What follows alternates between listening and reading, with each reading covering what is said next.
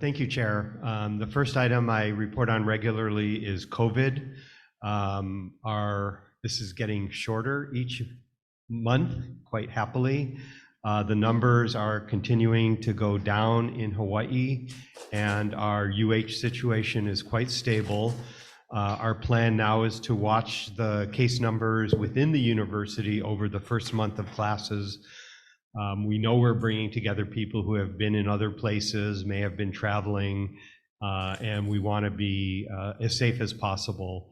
And we will be looking at whether we need to adapt our, for example, masking requirements at any point after that first month, but we are committed to our current policy for the first month. We are also looking forward very much to CDC and FDA review of a new vaccine that will target the currently widespread Omicron variants, and our plan is to mount a vaccination campaign with that new vaccine once it becomes available to us here. Sadly, and I'll loop this in under COVID because it's getting a lot of press as the second sentence after COVID these days, we are also carefully watching the monkeypox situation. We've been briefed by the Department of Health on current protocols and best practices. They have advised us that although monkeypox is serious, based on the current information available, the risk to most Hawaii residents remains low. And as students return to campus, we will refer them to the Department of Health webpage for information and steps to stay safe. And we will continue to be working closely with the Hawaii Department of Health to mitigate any infections that do occur involving any of our campus folks. The next item is an update on the strategic plan, and I will defer that here since we have a substantive agenda item, not just on the progress of the plan, but on the substance of where we are so far in the drafting. Next up is a discussion of our work on the SCR 201, implementation of the SCR 201 task force recommendations. Those had 5 items. Our steering committee continues to meet weekly with myself, Vice President Halbert, Christian Fern, and Debbie Hartman from UPA. The first item is how to look at some of those unique productivity challenges for when a rare situation in which a faculty member is no longer effectively teaching or performing research. We have a plan now. I want to thank Dwight Takeno of UPA for doing a lot of the research on current authorities. It turns out we don't think we need substantially new policies, but we probably need to make it clear exactly how to exercise authorities that exist today. It will likely turn into an executive policy, that's my guess, because there is not a requirement for changes to collective bargaining or even Regents policy. But we need to make sure faculty and management, that is deans typically, understand exactly how to approach these situations. The second item is the policy for, quote, buying out faculty time with research dollars. We have a draft executive policy that's ready to go for consultation. Again, I want to thank Vice President Sirmos, Vice Provost Chris Sabine, and UH Hilo for doing some of the work on this, and we now have something that looks like a real EP. The third item is simplification of the classification system. We have that piece of work done, and it needs to be put into the appropriate policies and formats.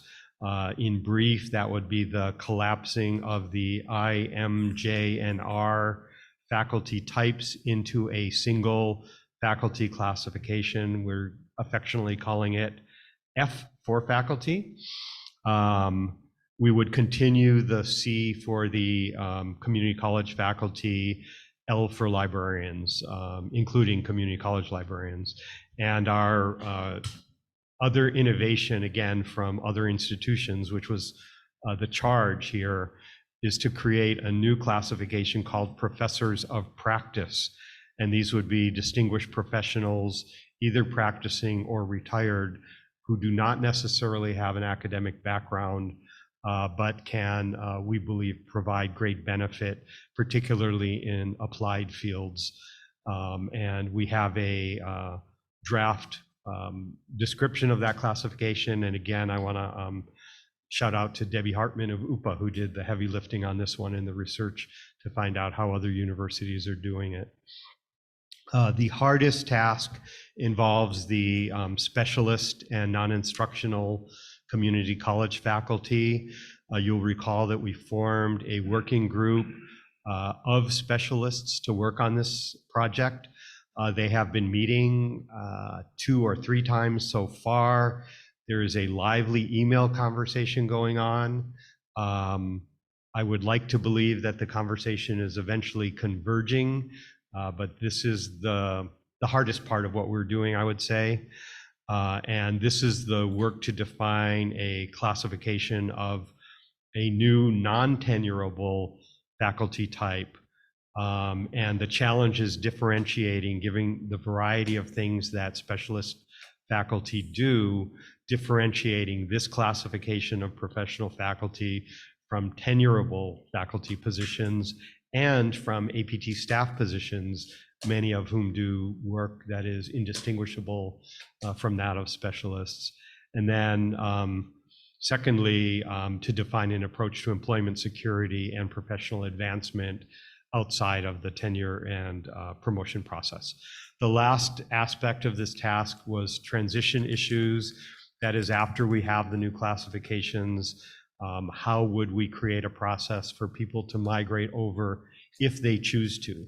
And again, the recommendation and commitment are that people in current classifications could stay there if they wish for the rest of their career. The new classifications would be used prospectively and then through this transition process. So we've begun to discuss how an individual could apply to move into one of the new classifications, and then how these requests would be fairly handled and so forth. And that's the least developed of the tasks so far. So excellent progress. Our goal, again, is to have all of this out for full consultation, depending on what it is this fall. And that would be inclusive of, whether we have to consult with unions, faculty, bring items to the board for approval, or do things in executive policy. That's where we are now on the implementation of the recommendations. The next item I want to provide an update on is some of our WASC accreditation activities. Unlike the 5 other regional accrediting organizations, WASC, the Western Association of Schools and Colleges, has separate bodies for accreditation of community junior colleges and universities. So the 6 community colleges whose reports were received by the Academic and Student Affairs Committee earlier this month and that are on the consent agenda, those 6 campuses are accredited by what's called ACCJC, which is WASC's Accrediting Commission for Community and Junior Colleges. Our other 4 institutions are accredited by WASC's Senior College and University Commission, mostly just called WASC, or sometimes the WASC Senior, the WASC Senior College and University Commission, or WSCOOC. Doesn't exactly roll off the tongue, which is why we call it WASC or WASC Senior. The WASC process does not require board action as part of the accreditation process. So that's why we don't formally put this on the agenda, but it is really important, obviously, to the institutions, and that's why I'm providing this information to you today. So for those 4 campuses, I think you all know UH Mānoa completed its cycle earlier in the year and received the maximum possible 10-year reaffirmation of accreditation. UH West Oʻahu, UH Hilo, and Maui College have just received their reaffirmations as well. And so that's the purpose of this update today. What I want to do is just give you the outcomes and the key points. So the outcomes are in the form of how many years of reaccreditation, or fortunately not for us actually, withholding of accreditation. That hasn't happened. And then we typically have both commendations and recommendations for a campus. So West Oʻahu was reaffirmed for 8 years with a requirement to submit an interim progress report on the recommendations, on some of the recommendations. So West Oʻahu's commendations were for demonstrating a deeply held and shared passion for the mission of the university, for intentionally centering on Hawaiian culture and concepts within the meaning, quality, and integrity of its degrees, for developing clear institutional learning outcomes, program learning outcomes, and course learning outcomes, for maintaining an operating surplus in the face of the budget situation we've been through, for its budget advisory committee that's widely representative, and for its institutional research office and the work that they do. Those were the commendations. So the recommendations, and I think I'll just highlight the key ones for each of our campuses, so you know where our chancellors are working the hardest. For West Oʻahu, that is to establish and implement assessment structures and processes with leadership at all levels focused on student learning. The second one is to develop an academic plan for current and futures majors, concentrations, and programs. The third one that I'll mention is to utilize the data and analyses generated by the Institutional Research Office that was commended to actually inform decision-making across the university, particularly for recruitment, enrollment, and retention. And the fourth one I'll mention is to develop a strategic enrollment management plan to grow enrollment. For UH Hilo, they were in the most curious situation. They had submitted their report last year during the pandemic, but the visit was delayed until this year. While much of accreditation took place virtually, this particular team said they needed to come to the campus, and so that was deferred until this year and ended up in sync with the other two campuses. UH Hilo was reaffirmed for 6 years with a notice of concern and a special visit in 2024. Hilo was commended for its strong sense of place, its commitment to renormalizing and promoting Hawaiian language, its strong programmatic connections to the community, and grounding its scientific and applied work in the region's cultural backgrounds, and for its emphasis on high impact practices. They had 8 recommendations, and I'll just highlight 3 that were the most significant. One is to reconcile the campus strategic plan and what I'll call the faculty strategic plan, and now we also have a Hawaii Papaʻokeʻao plan for Hilo. So the accreditors want to see one strategic plan for the campus. And I should say that for all of these recommendations, the chancellors have provided me their going forward plans, and 2 of the 3 are here today if you have questions after this report. The second Hilo recommendation that I'll highlight is to institutionalize a culture of data-informed decision-making and expand the capacity and role of the Office of Institutional Research there. And the third is to continue the institution's progress in program review and implement program learning outcomes and assessments across all degree programs. And third and last, recently accredited or reaffirmed was UH Maui College. They note that, and for all campuses, accreditation includes a review of off-campus and distance programs, and the Maui accreditation team actually had the joy of spending an entire day on Molokaʻi, because Maui College operates a lovely education center there. Maui College was reaffirmed for 8 years, and also with the requirement to submit an interim report on their progress. Commendations for its service to the local community, exemplified, and we reported on this during the pandemic, its work on getting the community vaccinated with its nursing students, helping the culture of collaboration among administrators, faculty, and staff, a student-centered focus that applies regardless of location or mode of delivery that they saw reflected in the student support services, and clear communication about the campus's unique mission, goals, and objectives. The recommendations, and I'll highlight 4 here, approach enrollment management with a sense of urgency that is informed by regularly generated and analyzed data. Assess the effectiveness of high impact practices and expand the use of those that have positive effect.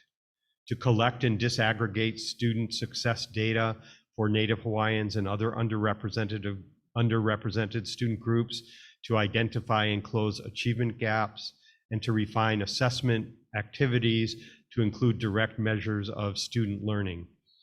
And just so you can calibrate what those things mean, you know, in terms of how many years and so forth.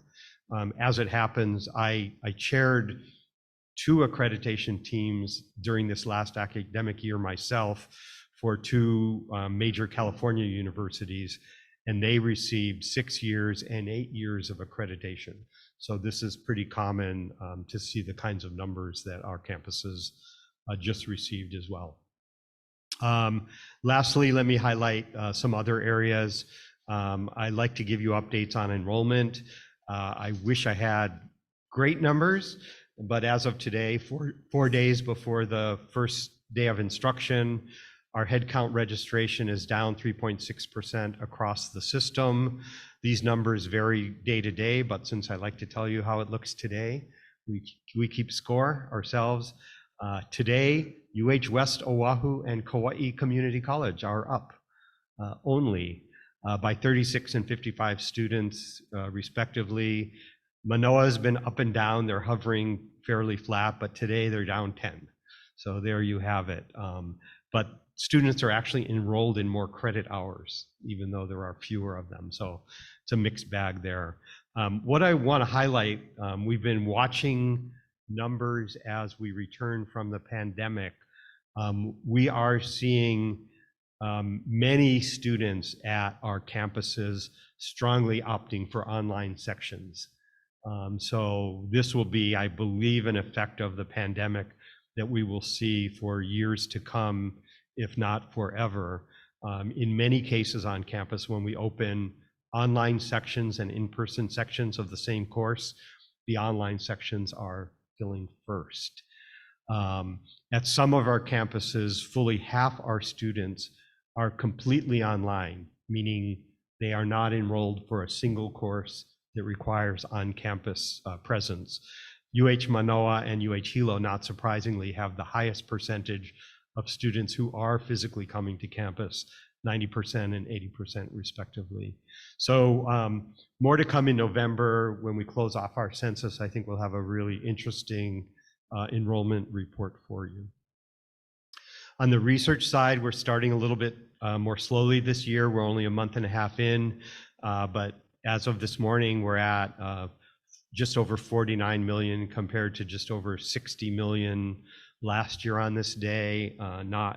Definitely not a cause for alarm at this point in the year. But let me just highlight one family of grants that I think typifies some of our excellence. And this one, this is a family of grants at UH Mānoa. With the recent awards, we now have 7 what are called Title VI international education grants totaling $7 million over a 4-year period. These are all from the U.S. Department of Education, and that keeps us in a really elite group of U.S. universities with a very dominant presence in Asian Pacific studies. We have National Resource Center grants, that's one type of grant, and foreign language and area studies grants, a second type of grant, in each of East Asia, Pacific Islands, and Southeast Asia. So that's 6 grants total. And then we also have a National Foreign Language Resource Center. We do teach more foreign languages than any university in the country. We believe, and the NRC grants support modern language instruction, teacher training, curriculum development, outreach, and our library collections. The Foreign Language and Area Studies grants fund fellowships for UH Mānoa undergraduate and graduate students who are studying both modern foreign languages, but also the area studies. So that's the culture typically of the particular region. And the National Foreign Language Resource Center was first established in 1990, and we are the oldest such center in the country. We are also the only university in the country to have both types of grants for Pacific Islands. And I highlight that because if you are following the news, the Pacific is now widely recognized to be of strategic global importance. That has been the case environmentally and culturally for us especially, and the recognition that we see today is its geopolitical importance as well. Lastly, let me report on philanthropy.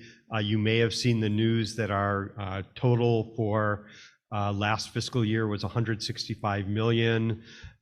We will get a full report from Vice President Dolan next month, but that's actually a new record under the methodology that we use to value gifts. I just want to mention 2 activities out of our foundation and philanthropy program this year. One is last week we had an inaugural, what we're calling the Alumni Makers Market. And we showcased products from about 30 alumni-owned restaurants and businesses. We had 350 people at the event. It was at the Royal Hawaiian Hotel, so a fabulous venue outside and in, filling up the Monarch Room. And a portion of the proceeds will help address student food insecurity across the UH system. But it was really a wonderful evening showcasing the creativity of our alumni, our other alumni in celebrating those businesses, everything from beer and rum to soap and clothing and textiles. And we had alumni barbers giving free haircuts in the Royal, so it was quite remarkable. But as a veteran of many alumni events, what was really meaningful was this was the most multi-generational alumni event with recent graduates who have started companies, children of graduates who have started companies who were manning the booths, and the attendees were all multi-generational, enjoying the day. So kudos to Miley Au and the UH Foundation Alumni Relations team, and especially our volunteers of the UH Alumni Association who were helping staff the entire thing.